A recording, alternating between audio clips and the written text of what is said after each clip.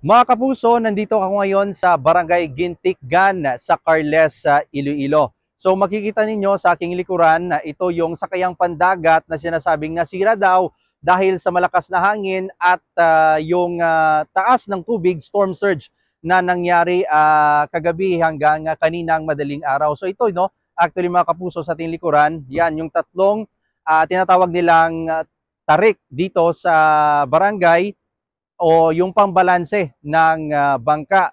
So mga kapuso, in context lang, ayon dito sa mga residente, kapag high tide or usual or normal na high tide daw ay dito lang abot actually, no, yung level ng tubig. Pero kahapon or kagabi pala hanggang kaninang madaling araw, 11 p.m. hanggang 1 a.m. mga kapuso ay umabot daw yung taas ng tubig dito sa punong kahoy na ito. Ito yung tinatayang taas ng level ng tubig. So parang height ko na mga kapuso, no, na tinatayang I'm roughly, no, 5'7.5" sa ating mga kapuso. So yan yung taas daw ng level ng tubig na dahil sa storm surge at pati na rin sa high tide. So yung ilang bahay, yung mga bahay dito actually sa coastal barangays ay pinasok talaga ng tubig at umabot hanggang sa tuhod. So temporarily ay lumipat or nag-evacuate muna ang mga residente dito, pero ay bumalik din sa ngayon